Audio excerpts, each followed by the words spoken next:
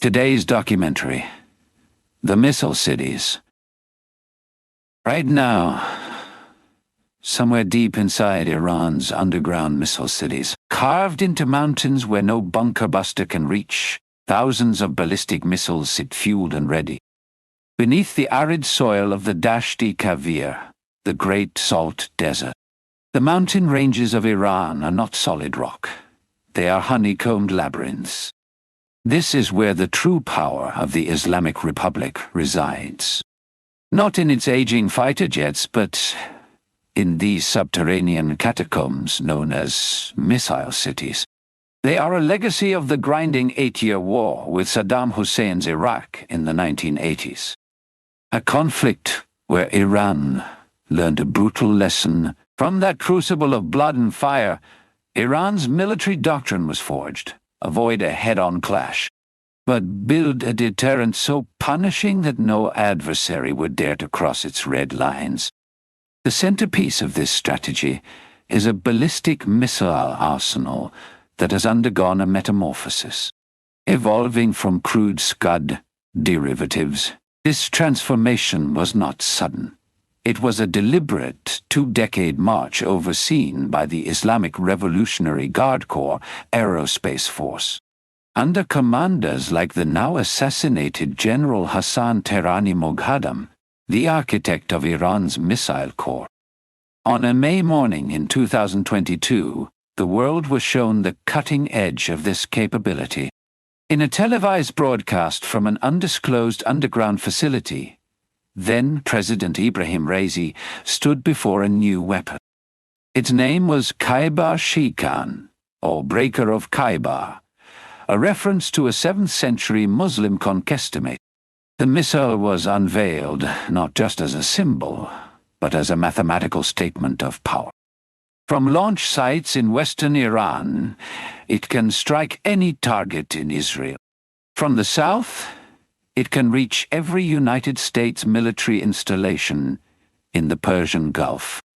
The Pentagon's own 2023 report to Congress on Iran's military power confirmed it.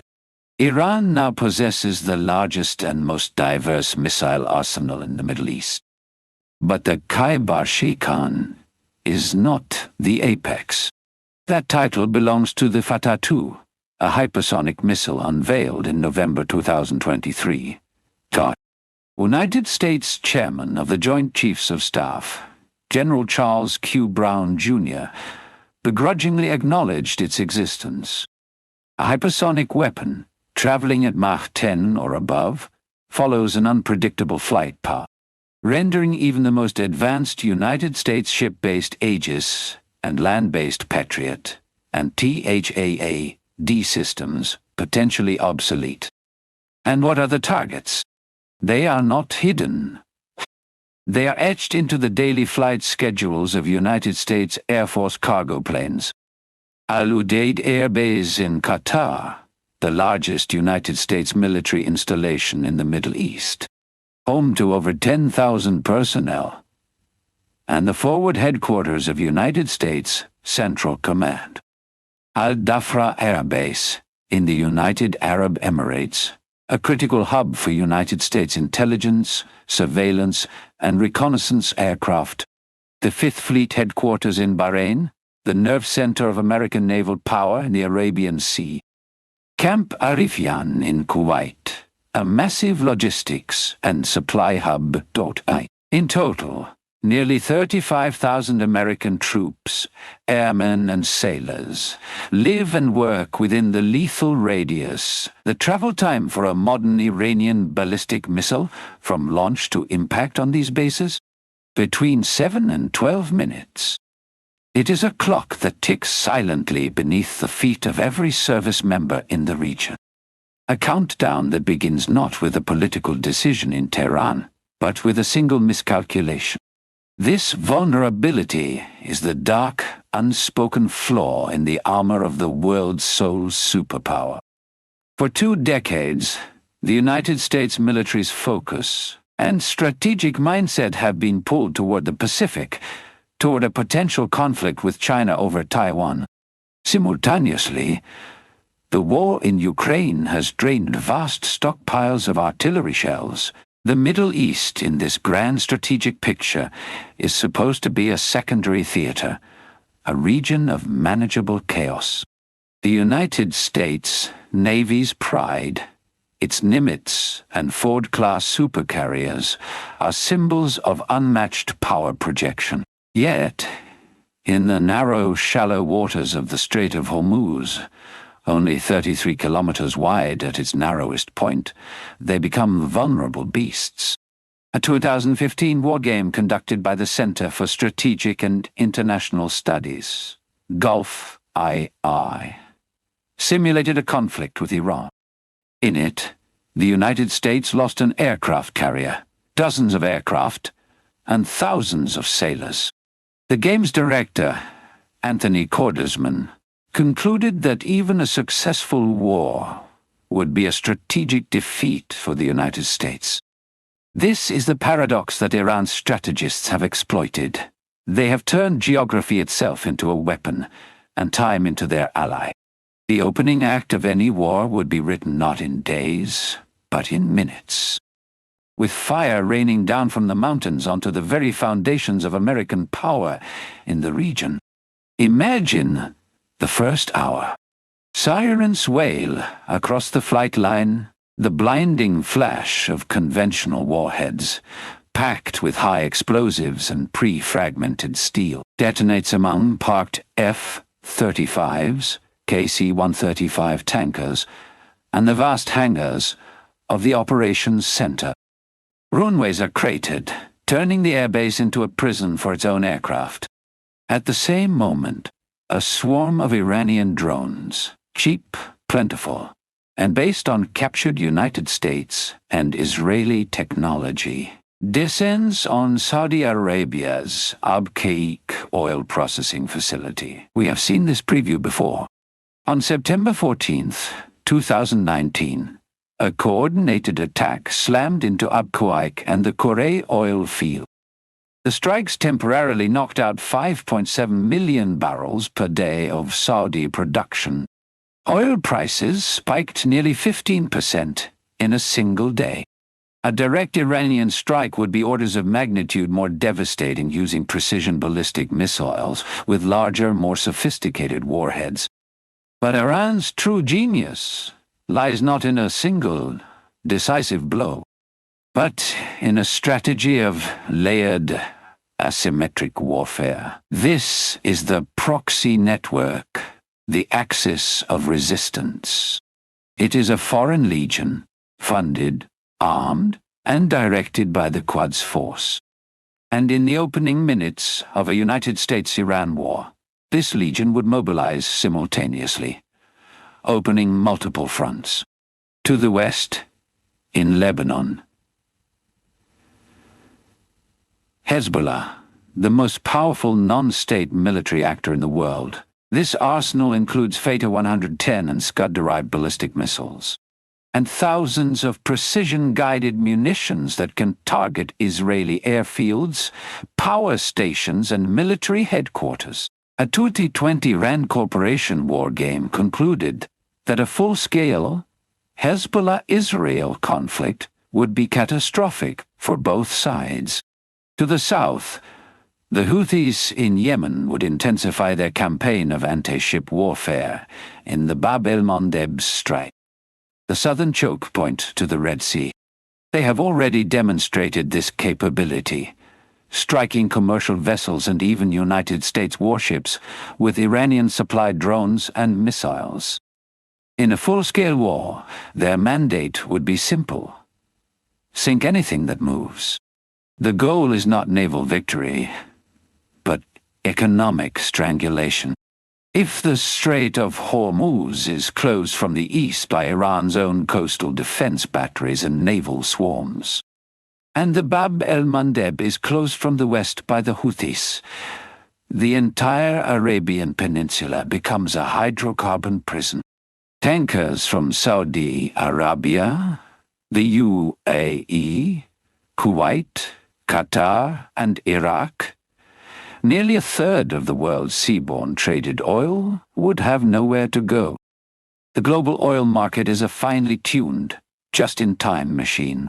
It has virtually no spare capacity to absorb the sudden loss of 18-21 million barrels per day.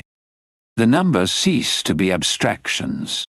They become the price on a gas pump in Ohio, the heating bill for a family in Germany, the operating cost for a trucking company in China.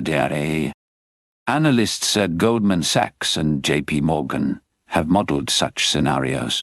Their consensus is that oil would skyrocket to $300, perhaps higher. This is not merely expensive fuel. This is systemic cardiac arrestimated global supply chains, still recovering from the pandemic's disruptions, would seize. Inflation, the central preoccupation of governments, would not merely spiral. It would achieve escape velocity. The stock markets would not just correct. They would crash, wiping out pensions and savings in a global wave of red. This is the second front of Iran's war, the economic front, and it is fought not with missiles, but with panic, scarcity, and the unforgiving mathematics of the global market. And yet, there is a third, more insidious front, the political fracture. Russia, already a petrostate under sanction, would see its leverage over Europe multiply as alternative energy supplies vanish. China, the world's largest importer of oil, would face an existential threat to its economic growth and social stability. The United States dollar, the world's reserve currency, is underpinned by the petrodollar system. If the oil flows stop, the very foundation of American financial hegemony could be challenged. This is the ultimate objective of Iran's strategy, to demonstrate that the cost of attacking Iran is a cost the entire world must pay. They have weaponized interdependence.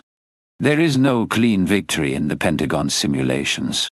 In a 2019 war game run by the United States Army War College, titled A War with Iran, the blue team achieved a decisive, but the red team achieved its strategic objective.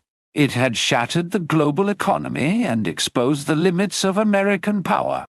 The war game ended not with a parade, but with a grim assessment of a world plunged into recession. The late General David Petraeus once framed the dilemma succinctly. The question is not whether we could win a war with Iran. The question is, what would be the cost? The human dimension is often lost in these geopolitical calculations, but it is documented in the near misses. Recall the morning of January 8, 2020.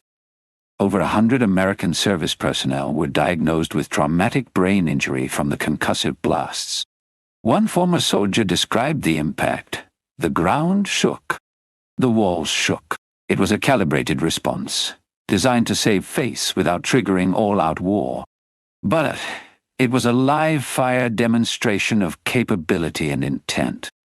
The chain of destruction, once initiated, becomes irreversible. President after president has authorized strikes on Iranian proxy assets. But all have pulled back from the brink of direct conflict with the Iranian state itself. Why? Because the intelligence community's assessments paint the same picture. War leads to global economic collapse. The world's fragile post-pandemic recovery would be incinerated in the Persian Gulf.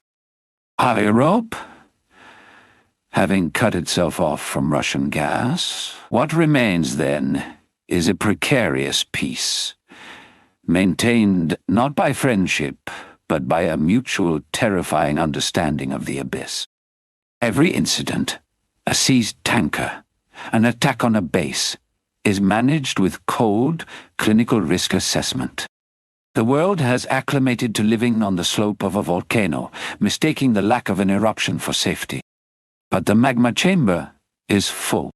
The pressure builds. The war between the United States and Iran is the one war that must never be fought, because its first casualty would be the intricate, fragile web of global stability upon which all 8 billion of us depend. Thank you for watching. If you enjoyed this documentary, please subscribe to our channel. We bring you fascinating documentaries on history, science, civilizations, mysteries, and the untold stories that shaped our world. Hit the subscribe button and the bell icon so you never miss a new release. Until next time.